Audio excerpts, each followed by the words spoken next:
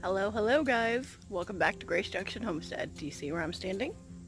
In a garden that's not dead.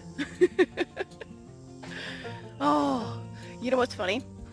I've been saying for the last couple days that I need to get back out here and do a video on how my garden's been resurrected. And a storm blew through the night and now it looks like it's just, yeah. Alright, so let's start at the horseshoe, and don't judge me by my weeds, guys. It's been a crazy week and I haven't been feeling too good. So, as you can see, we have some green and some growth going on. Now, this isn't as full as I want it to be, but if you remember how it looked not too long ago, it's definitely doing a whole lot better. A whole lot better. We put in this bed. Remember, there was nothing in it. I didn't know if anything was going to sprout. And I've been really bad the last week, it's been hot, about watering and keeping, the soil moist enough that I can sprout anything. So not a lot is sprouting, but I've got like beans of various kinds all throughout here. And those are just taken off. What I did was I ordered a soil test kit, but I was too impatient and I just felt like I had to save my plants right now. I planted this, but it hasn't grown yet. And I still have a little more planting to do down here. I have some seeds that I started. Zinnias are coming in here. Anyway, so I couldn't wait because I just can't stand my garden to be dying. So I just hit it really hard with some 12-12-12 fertilizer. I don't even know what brand it was or anything, but oh, these chickens, they're being so naughty. Look what they do.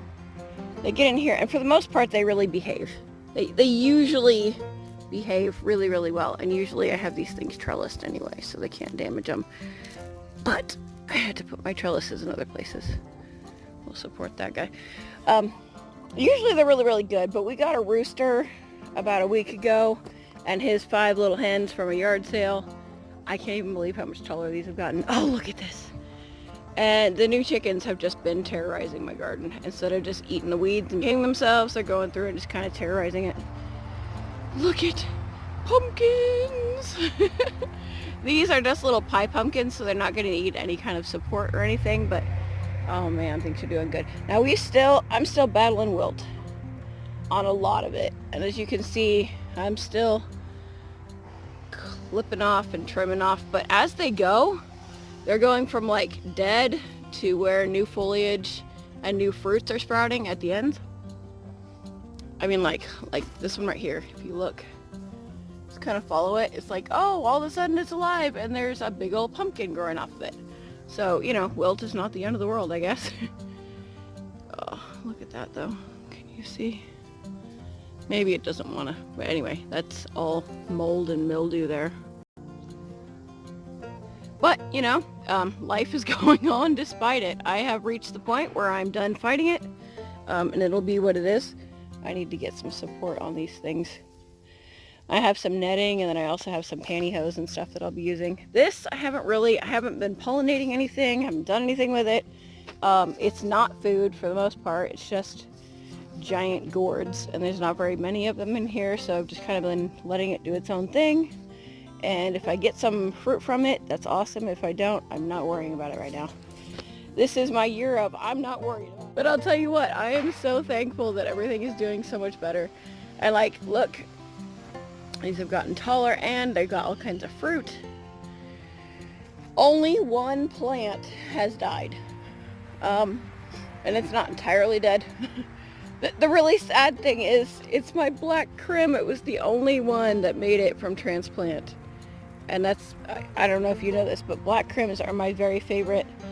And I've been tasting other tomatoes as they're coming ripe. New ones, new varieties that I haven't tried before, and nothing is comparing yet. And I'm hoping that my soil is a factor in that. Oh my gosh, look at this. Oh, isn't that amazing? Oh, it is the only one that has made it so far. I had one. Actually, there it is on the ground. That seemed to be doing really good, and I had hand pollinated it. I thought it was going to take off and be awesome. I don't know what happened to it. I really don't. But oh, this thing is, oh, I wish I had someone to film this so I could show you, but this is literally like, it's like almost 3 feet long, this thing.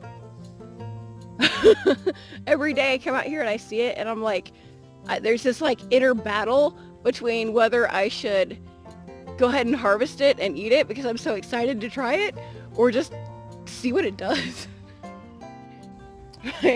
In the fence tomato is doing nice. It split from all the rain, but it's coming along really nicely. I'm excited to try these. Oh no, that guy split too. Well, at least he's scabbing over.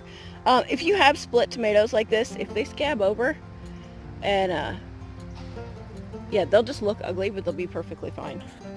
We're still battling this, but otherwise we're doing good. I came out here this morning, and I'll tell you what, just 2 days ago, I was out here and I was trellising things up and, you know, tacking them up so they'd be good, and then the storm blows through, and every single one of these were just knocked down to the fence line, the top of the fence, just all of them knocked down. And usually I have taller trellises, and oh, actually, here's the thing. 2 days ago, I also nipped the top of these to stop them from growing any taller, because I was like, oh, you know, these are getting really tall. When you do that with indeterminate tomatoes, you, and you probably don't want them to get this tall. I don't normally let them get this tall. I, you know, usually stop right about here. But, so what you want to do, and they'll keep on going. Their goal is not to give you fruit as much as it is to get taller, but, so I just nip off the top right above where there's flowers. You see, there's flowers right there, and I nipped it just right above that. And then it won't get any taller. It'll just keep bushing out, and then keep, you know, making fruit, and then you'll end up with more of these lovely suckers, which usually in any other garden year, you'll see me just nipping those things off because I hate suckers. But this year I had such twiggy plants that I'm like, I need all the growth I can get. It's not aroma, what is it? It's an Amish paste tomato. And this particular one was recommended to me by Jess over at Roots and Refuge. And if you don't know who that is, she's a wealth of knowledge, especially on tomatoes, so go check her out. But it's like her favorite canning tomato, her favorite paste tomato. So I'm really excited to try those. I do need to still, look, we've still got some calcium issues. I still need to get some lime on these plants. I haven't done that yet, and I really, really need to. But I'm just so excited with how well everything's going. Oh, another exciting thing. Oh, I just discovered this like 10 minutes ago. Mia has a new variety of cucumber. I didn't realize that this had made it. This is an Armenian something. Can't remember what. Anyway, if you Google Armenian cucumber, you'll find it. Anyway, I've never tried this, so I'm like super excited to be growing it. This is in Mia's garden. And she's got her little muncher over there, and we really, really like those. Those are super awesome. Let me show you. Oh, tripping. We haven't done as much trimming as we need to. These have been a really, really good cucumber. They get, you know, about half the size of a like store-bought cucumber, but by the time they're mature, they're really, really smooth. They have a really thin skin, and they're just amazing for munching, which I guess is why they're called the muncher, but they're super good. They don't last forever on the counter or the freezer or anything, or I mean refrigerator. Of course they wouldn't last in the freezer, would they? But they're really good. This is a little potato, and this is not the greatest example. It's kind of green right now because it's not mature, but those are so cool. It's so funny because when we planted these, I had no idea which varieties made it to transplant or not. I knew that I started 4 different varieties, and I didn't know which was which, or which made it or which didn't, and so it's been really fun to experience the surprise. What in the world? Is it me, or does that look like a pink? How did that end up over here? These are all supposed to be ideal market beans, and we look like we've got a pink pod bean in here. I don't know how that happened. That's funny. Anyway, so yeah, Ideal Market beans. That is a brand. It's the name of a variety. I'm trying to remember where I got them from. I'll probably say that, list that down below. These are the best pole bean I've found. They are like a snap bean. They're good and firm, but as you can see, they're, you know, good and round and smooth, and they're not those flat or lumpy or stringy beans. They're a lot like a lake bean, like a bush lake bean. If you're a gardener, you know what I'm talking about. Anyway, I searched and searched for years for the perfect pole bean for what I liked, and this has been the only one that has really made the grade for me. So, Ideal Market bean, look it up. Our natapenos are looking nice. We got one starting to turn red, and it's a little icky on the end there, but I'm really excited to start trying those. I don't like spicy things at all. I have acid reflux and, you know, a ton of stomach issues, and my stomach does not like spicy food at all. So I'm really excited to try my first jalapeno ever of my entire life. Our melons are doing good. This is the first time I've ever successfully grown a melon. Look at this. Oh, I just want to just like, oh, my baby. Alright, so one last thing before I go. See where we are? Power lines. Those go over to the camper over there.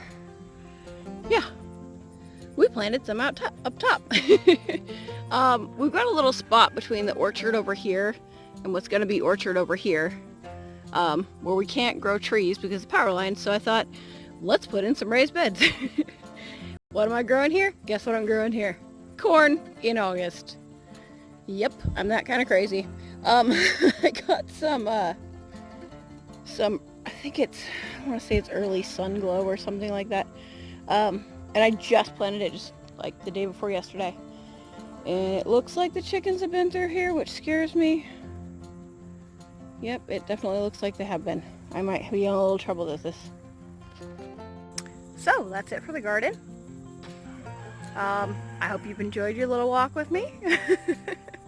I hope you are as excited about the growth and the change as I am, and the hope for Garden's future. Yeah. Have a blessed day, guys. I sure am.